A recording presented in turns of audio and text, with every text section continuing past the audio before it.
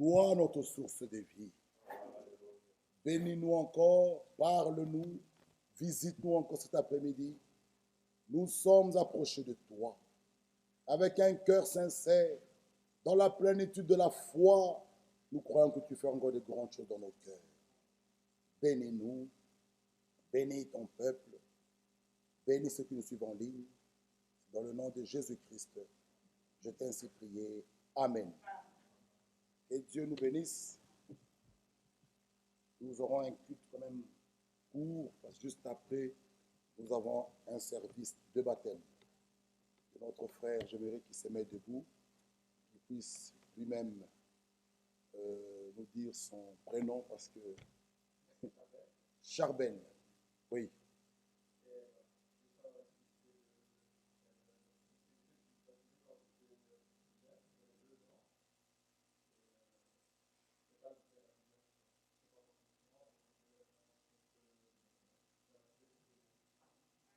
Notre frère Charbel, il a été touché par la parole. Il a pris lui-même la décision, il m'a vu là derrière, de prendre son baptême biblique dans beaucoup d'eau au nom du Seigneur Jésus-Christ. Le baptême qu'il a eu, il le reconnaissait là. Il avait 2 ans. On pose la question, mais c'est une autre personne qui répond à ta place. Ce baptême-là n'est pas correct. C'est toi-même qui dois être touché par la parole. Tu dois prendre un engagement personnel, sans contrainte, pas de pression, toi-même. Donc, si longtemps que toi tu es là, on pose la question, c'est le papa ou la maman qui répond à la place de l'autre. Ça, ce n'est pas correct. C'est toi-même que tu dois faire, tu dois prendre cette décision, prendre cet engagement personnel, de donner sa vie à Jésus-Christ, de le suivre.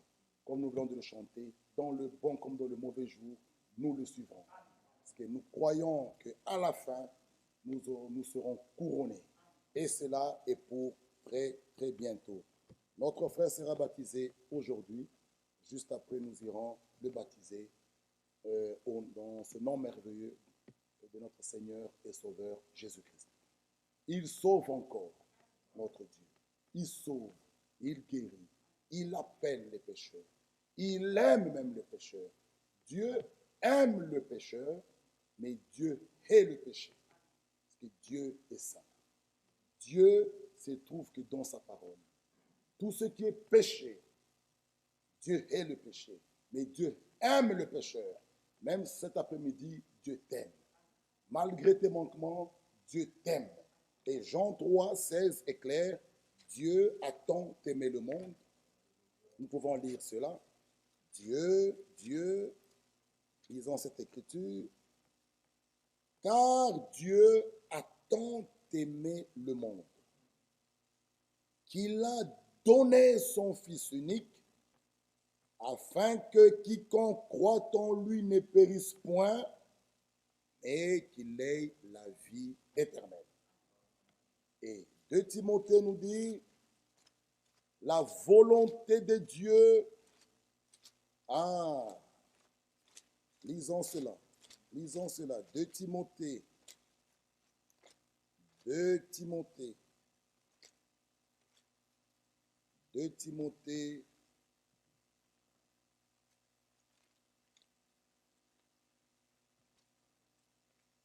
excusez-moi, c'est 1 Timothée chapitre 2, verset 3. 1 Timothée 2, verset 3. Cela est bon et agréable devant Dieu notre Sauveur. 1 Timothée 2, 3. Cela est bon et agréable devant Dieu notre Sauveur, qui veut que tous les hommes soient sauvés. La volonté de Dieu veut que tous les hommes soient sauvés. En Dieu, il n'y a point d'injustice. Dieu aime tout le monde. Sa volonté, il veut que tous les hommes soient sauvés et parviennent à la connaissance de la vérité. C'est ça la volonté de Dieu. Dieu veut que tous les hommes soient sauvés. Lisons encore sa volonté. 1 Thessaloniciens chapitre 4. Parlons un peu de ça. Ce que Dieu veut. Il veut que tous les hommes soient sauvés. 1 Thessaloniciens chapitre 4. Le verset 3 nous dit, ce que Dieu veut, c'est votre sanctification. Donc la volonté de Dieu, c'est votre sanctification. Lorsque nous marchons dans les voies des hommes, l'adultère, l'impudicité, l'impureté, des choses sales, ça, ce n'est pas la volonté de Dieu. Sa volonté, c'est notre sanctification. Amen. Que notre sœur se mette même à la côté ou comme ça qu'on aide notre sœur à trouver. La sœur peut juste aller derrière. La sœur, tu peux aller, oui. Comme ça, tu pourras aider. Merci. Donc, nous disons, ce que Dieu veut, c'est votre sanctification. Dieu veut. Il dit, c'est que vous vous absteniez de la débauche. Donc, la débauche, l'impudicité, l'impureté, l'adultère, toutes ces choses sales-là, ce n'est pas la volonté de Dieu. La volonté de Dieu, c'est notre sanctification. Que nous puissions nous abstenir de la débauche. Aller loin de l'impudicité. La Bible nous dit même de fuir, fouiller. Donc aujourd'hui, celui qui vit encore dans la débauche, il a une copine à côté. L'amour libre, c'est ce qui s'est passé du temps de Noé. La Bible dit, ce qui était du temps de Noé arrivera de même à l'avènement du Fils de l'homme. Du temps de Noé, les gens ne voulaient pas se marier, mais les gens voulaient vivre en amour libre. Donc c'est prendre une fille d'autrui, rester avec elle. Dieu ne connaît pas ça. Ça, c'est l'amour libre. Mais il est écrit dans Hébreu que le mariage soit honoré de tous. Ça, c'est la volonté de Dieu. C'est Dieu qui a dit au commencement, il n'est pas bon que l'homme soit seul. Je lui ferai une aide semblable. C'est ça la parole de Dieu. Mais aujourd'hui, les gens préfèrent vivre dans l'amour libre. Ils vont prendre une fille d'autrui, rester avec elle. 5 ans, 10 ans. Dieu ne connaît pas ça. L'amour libre ne vient pas de Dieu. Que le mariage soit honoré de tous. Donc la volonté de Dieu, c'est notre sanctification. Ézéchiel. Lisons Ézéchiel. Ézéchiel. Voilà pourquoi notre frère était touché par la parole. Il a pris cet engagement de donner sa vie à Jésus-Christ, de marcher en nouveauté de vie. Alléluia. Oh, bien-aimés frères. Lisons Ézéchiel. Ézéchiel, c'est dans l'Ancien Testament. Ézéchiel chapitre 18, le verset 23. Lisez avec moi. Non, nous pouvons même aller au verset 19. Ézéchiel 18. Ce ne sont pas mes paroles qui doivent vous convaincre. C'est la parole de Dieu. La Bible que vous et moi, que nous allons lire, ce sont ces paroles qui doivent nous convaincre. Nous allons lire une écriture. Elles sont là pour nous instruire, pour nous corriger. Elles font pénétrer même pour sonder nos pensées. Sa parole, pas moi. Non. Lisons Ézéchiel 18, verset 19. Non, le verset 21. Si le méchant revient de tous les péchés qu'il a commis, s'il observe toutes mes lois et pratique la droiture, et la justice, il fera quoi? Il vivra. Et il ne mourra pas. Donc, cet après-midi, tu prends un engagement et dire, ce chemin-là, non. Je prends une décision de donner ma vie à Jésus-Christ, de marcher en nouveauté de vie. La Bible dit, de pratiquer la droiture et la justice, tu vivras. Quelqu'un peut me dire, mes frères, il vivra comment? Parce que nous enterrons les gens. Oui.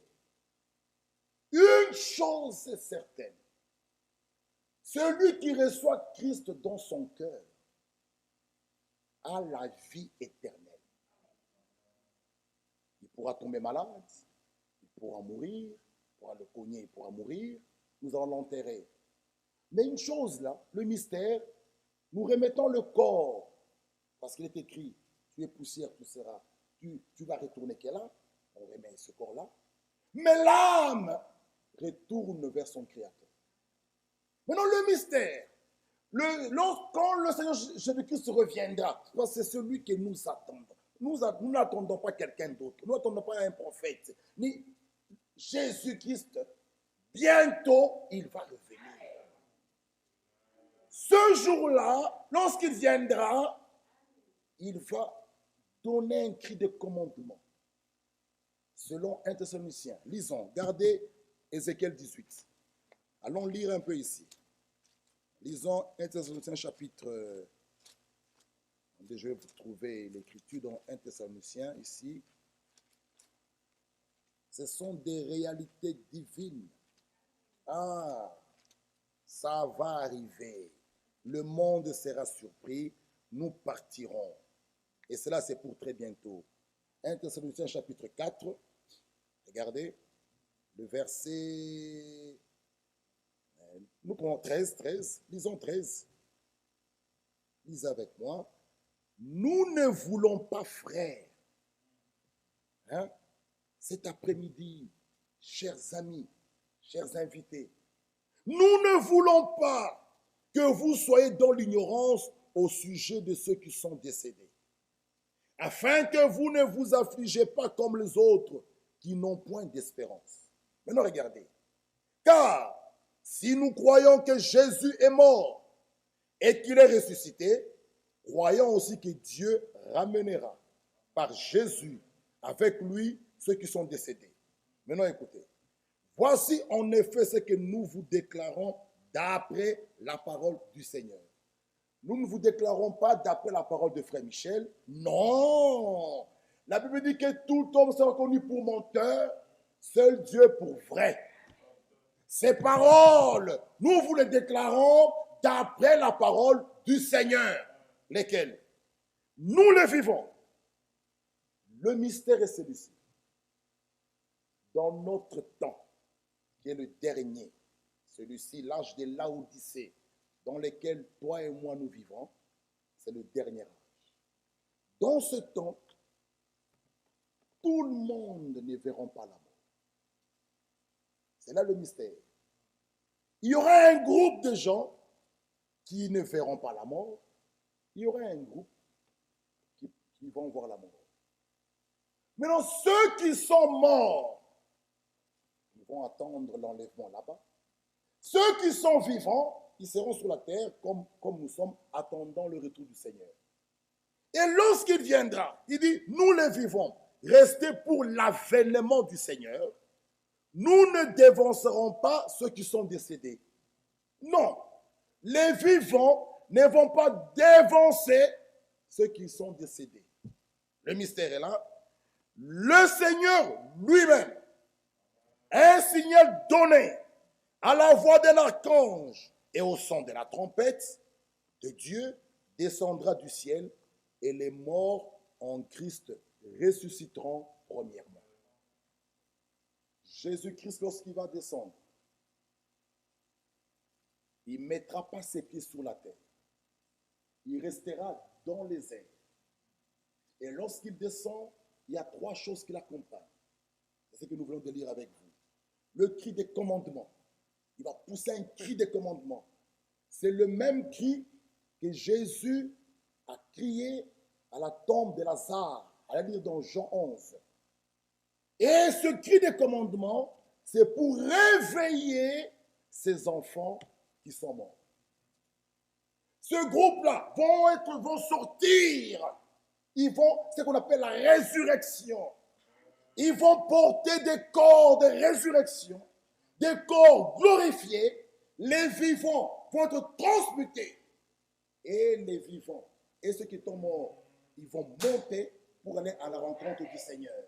C'est pour cela, mes frères et sœurs, si vous nous voyez ici, cela est pour bientôt. Nous allons défier la pesanteur. Nous irons à sa rencontre pour aller dans la gloire, pour passer l'éternité. Je peux leur dire et leur dire, aucun pays, aucun président, personne ne peut nous ramener encore la paix. Seul Jésus, lorsqu'il viendra, il nous prendra, nous irons avec lui au repas des noces. Après, nous reviendrons pour passer le millénium. Après, ça sera l'éternité.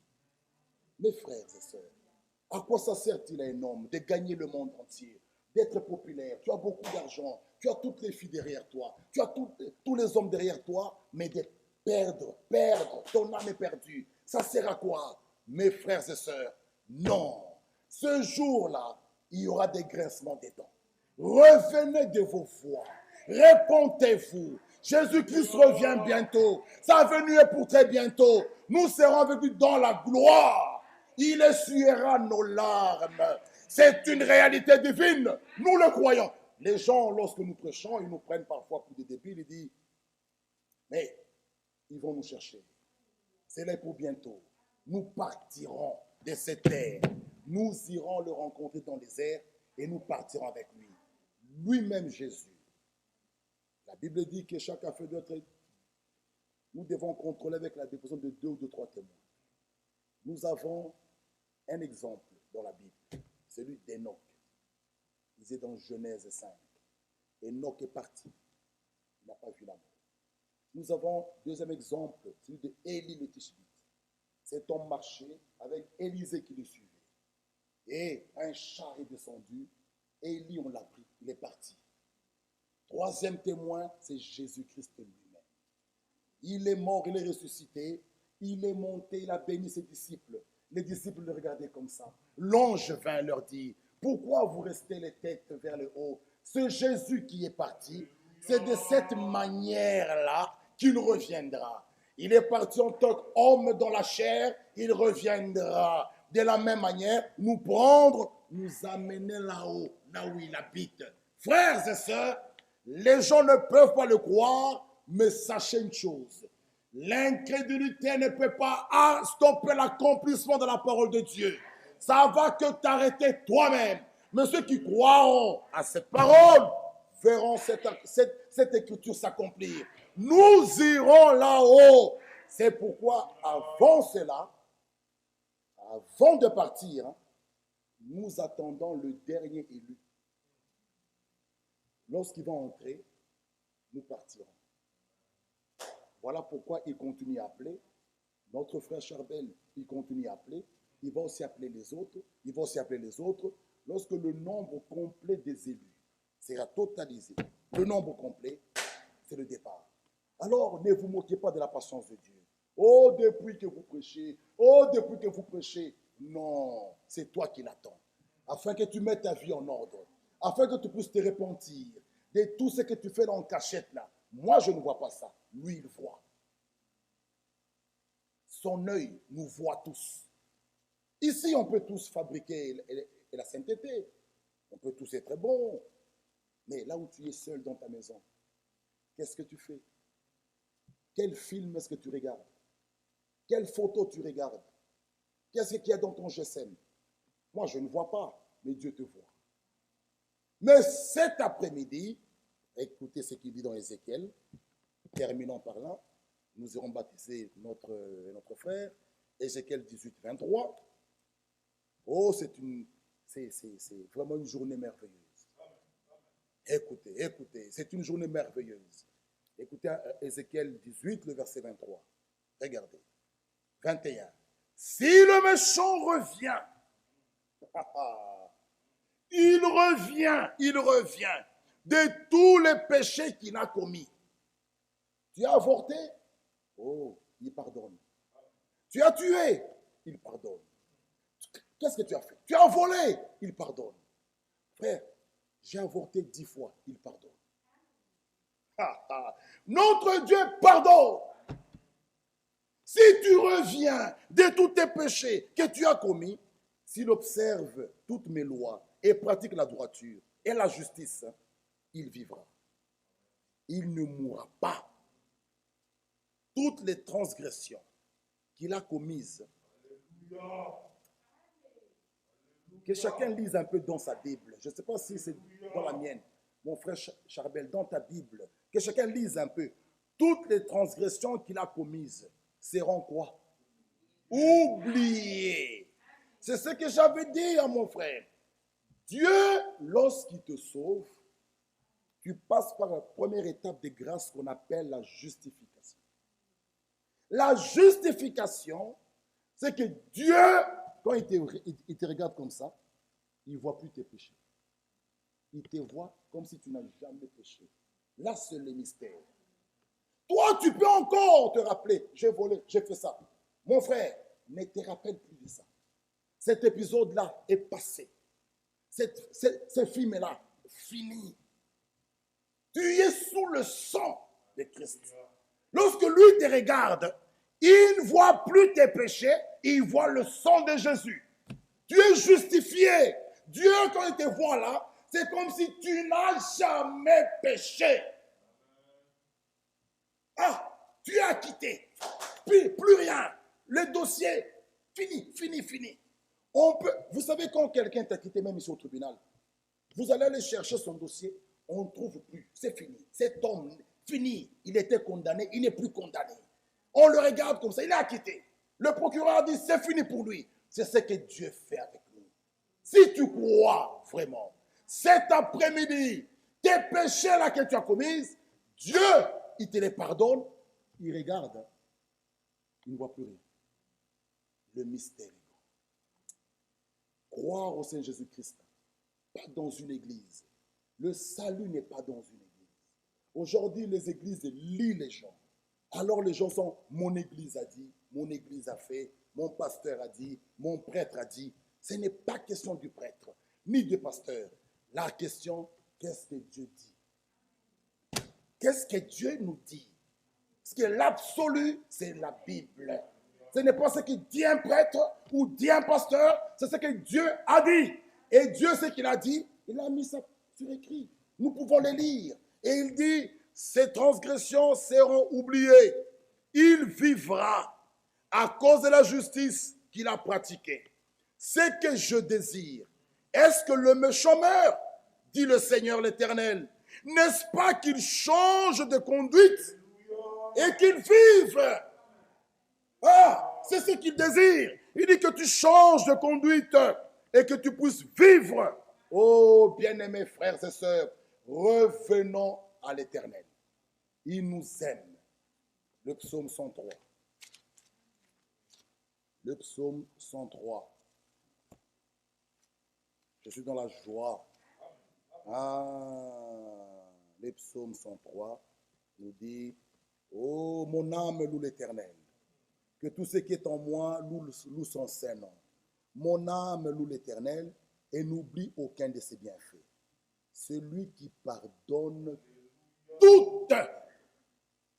Oh frère, est-ce que ça, il va pardonner toutes tes iniquités? À la croix, Jésus a crié, Père, tout est accompli. Le prix a été payé. Toutes tes iniquités pardonnées. Si tu crois, toutes tes iniquités sont pardonnées. Jésus a pris ta place. Et cet après-midi, notre frère va entrer dans les eaux du baptême. Ah, quel engagement.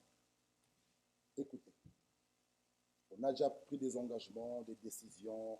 Je vais faire telle étude, je vais faire ça, je vais acheter telle voiture, je vais acheter une maison. C'est bien.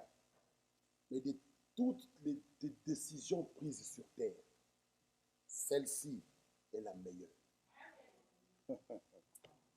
Celle-ci dépasse toutes tes décisions. Laquelle? Donner sa vie à Christ. Oh, c'est la décision. Non, que Dieu te bénisse. De toutes tes décisions prises sur la terre, il n'y a jamais eu de la joie au ciel. Même si tu te décides de te marier, c'est bien. Dieu aime ça. Mais il n'y a pas la joie là. Oh, les anges sont en train de fêter. Non, Dieu est d'accord.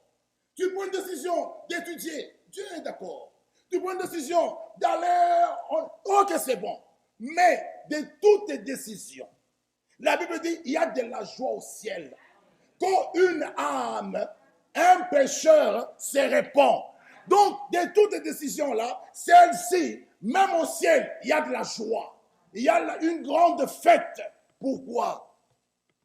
Un bien-aimé du Seigneur qui était perdu revient à la maison.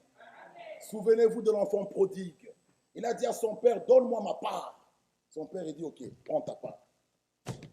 Il part. Il a abîmé cet argent-là avec les prostituées. Après, la Bible dit, il est revenu en lui-même. Il dit, chez mon père, même les ouvriers mangent, ils ne manquent de rien. Comment moi, je vais être là en train de ramasser les choses là? Il dit, non, je me lèverai, j'irai vers mon père. Je lui dirai, ne me considère plus comme ton fils, hein. Regarde-moi même comme ton ouvrier, mais néanmoins accepte-moi que j'ai quand même une place ici. Le jeune homme s'est mis debout, il a fait, allez, il est parti. Son père aussi, il avait de la peine. Il avait de la peine. Il dit, mon fils, où est-il? Et son père, il voit un jeune homme qui vient. La Bible dit, il s'est mis debout. Il est allé l'embrasser. Le fils a commencé à dire à son père, Père, ne me considère plus comme fils. Ne me regarde plus. Le père a dit, tais-toi. Il y a une grande fête. Je pensais que tu étais mort. Alors que tu es vivant, il y a de la joie. Ramenez la belle robe. Tuez le veau gras. Faites la fête. Publiez partout que l'enfant que je pensais qu'il était mort, il est vivant. Le père n'a pas dit au fils, stop, faisons d'abord les comptes. Je t'avais donné 25 000 euros. Oui, père. Tu es resté avec combien? Oh, tu vois, père? Non, d'abord les comptes. Non! L'argent n'était pas important qui pourrait dépasser la vie que cet enfant-là a fait. Le fait que l'enfant est revenu vivant, ça dépassait toute chose. Mon frère et ma soeur, ne regarde pas tes péchés, tout ce que tu as fait là. Non, la chose essentielle, c'est de prendre une décision, de dire, je viens Seigneur, accepte-moi, accepte mon offrande, me voici. Cela, Dieu au ciel, il est dans la joie. Il dit, je t'accueille. Mon fils qui était perdu, qui était en train de marcher errant, est revenu. Voilà pourquoi il dit, revenez. Et si tu abandonnes tes voies, tu ne mourras pas, tu vivras. Donc cet après-midi, nous irons te baptiser. C'est vraiment, je ne sais pas comment te dire. Il y a de la joie au ciel. Ah, donc le ciel. Je l'ai dit ce matin. Un esclave, là où il est, c'est lui qui est esclave. Il se marie, il a des enfants. L'enfant vient au monde. Nya! Esclave. Pas parce qu'il a voulu. Son père esclave, l'enfant c'est esclave.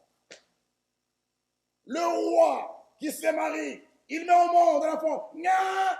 L'enfant naît de la maison royale, prince. Qu'est-ce qu'il a fait lui? Il a trouvé son père roi, d'autant il devient prince. Même s'il est infirme, il est prince. Frère, c'est là le mystère. Lorsqu'Adam est tombé, tous condamnés. Romains 5. tous, par la désobéissance d'un seul homme, Adam au jardin d'Éden, toute la terre condamnée. Par l'obéissance aussi d'un seul. Nous tous qui étions condamnés, nous sommes justifiés. Frère, alors celui aujourd'hui qui prend un engagement de donner sa vie à Christ, tu es né d'en haut, tu es fils de Dieu. Mes frères, ça nous croyons ça. Nous mourons comme des hommes. Nous nous trouvons peut-être avec beaucoup chez les cardiologues, à l'hôpital, diabétologues. Oui, mais à l'intérieur de nous-mêmes, nous avons quelque chose de merveilleux. Nous sommes enfants de Dieu. Pierre pouvait le dire. Je n'ai ni argent ni or, mais ce que j'ai, je te le donne. Au nom de Jésus, lève-toi et marche. Ce boiteux se mit debout. Nous avons ça. Sur la terre, partout ici. Moi, quand je marche, j'ai la certitude que je suis fils de Dieu. Fils de Dieu. Donc, l'œil de Dieu, lisons et terminons là. Proverbe. Nous allons baptiser notre frère. Nous allons prêcher prochainement. Regardez. Proverbe 16. Proverbe 16. Nous allons terminer. Proverbe 16. Ce sont des paroles qui doivent nous fortifier, nous encourager. Proverbe 16, verset 7. 7. Proverbe chapitre 16, verset 7.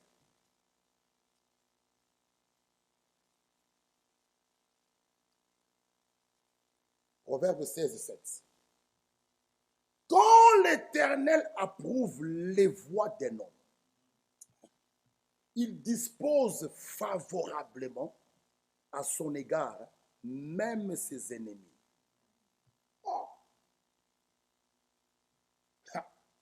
Quand l'Éternel approuve tes voies, il dispose favorablement. Mes frères, un enfant de Dieu n'a pas peur. Même au travail où tu es, si Dieu ne permet pas qu'on te touche, ils peuvent faire des complots. Ils ne te toucheront jamais. Toutes ces personnes qui sont là, c'est Dieu qui les a créées. Tous. Il n'y a personne qui peut dire moi. Personne.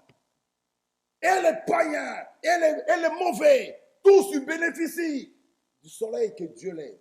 Ce soleil, quand il s'élève, et les méchants et les mauvais, tous ils bénéficient de ça. Le souffle de vie qu'ils ont, c'est Dieu. Si Dieu décide aujourd'hui, personne ne peut se mettre debout. C'est pourquoi nous devons le craindre. Dieu, si tu veux le voir, tu peux le voir dans sa parole, dans son Fils, dans son peuple, même dans la nature comme ça. Tu regardes la neige qui tombe. Qui peut fabriquer ça? Ça, c'est la grandeur de Dieu. Regardez aujourd'hui, le monde est dans le trouble du réchauffement climatique. En plein, l'hiver est fini, on voit encore la neige. C'était déjà écrit dans Ésaïe. Ce sont des choses, nous devons voir la grandeur de Dieu. Dieu existe. Vous regardez la mer, vous regardez l'océan. Tu ne vois pas Dieu. Vous demeurez incrédule à dire Dieu n'existait pas. L'océan. Oh, vous traversez avec l'avion, tu regardes, tu dis, tu ne vois pas Dieu. Tu vois les oiseaux. C'est l'hiver. Qui leur dit sortez ici, partez en Afrique? Qui dit? Ils sortent de l'Europe, ils vont à un autre endroit là où il fait chaud. Après, vous les voyez revenir. Qui fait ça? Si ce n'est Dieu lui-même. Dieu existe. Dieu existe, craignons Dieu. Revenez de vos voies. Cette terre d'à présent va bientôt être frappée. Lorsque les élus vont partir, tout sera détruit. Cette terre d'à présent est réservée, gardée pour le feu. Ça sera détruit, mes frères et sœurs. Comme du temps de Noé, ceux qui n'ont pas cru le message de Noé. Ils ont vu le déluge, ils sont tous morts. Un petit nombre comme ça, dans l'arche de Noé. Ça sera terrible. Rater l'enlèvement. Du temps de Noé, les gens se moquaient de Noé. Oh, Noé, tu es vieux. Noé, tu es vieux. Noé, c'est la vieillesse. Oh, Noé, tu es pauvre peut-être. C'est quoi tu prêches l'évangile. Noé, tu es vieux. Mais, lorsque le déluge est tombé, ils sont allés. Noé a dit, la porte est fermée. Je n'ai pas la clé. C'est Dieu qui a fermé la porte. Tous, ils ont péri. Ça sera pareil. Ce jour-là, les gens vont crier, ça sera trop tard. Mais Dieu n'aime pas la mort d'un pécheur. Même cet après-midi, il vous aime. Il vous dit, venez à moi. Vous tous qui êtes fatigués, chargés, il vous donnera le repos. Que Dieu vous bénisse. Dieu vous aime. Dieu n'aime pas la mort d'un pécheur. Dieu t'aime, mon frère et ma soeur. Il a donné son Fils unique. Jésus est mort à Golgotha. Oh, c'est l'expression de Dieu. Son amour tellement était grand. Il regarde. Mon fils est perdu. Qui pourra le sauver? Qui pourra le ramener? Il dit dans Ésaïe, j'irai moi-même. Je le sauverai. Mais Dieu est esprit. Jean 4, 24. En tant qu'esprit, personne ne l'a déjà vu. Jean 1, 18. Personne ne l'a déjà vu dans cette forme. C'est pourquoi il est Dieu invisible. Selon 1 Timothée 6, 16. Lisez ça. Personne.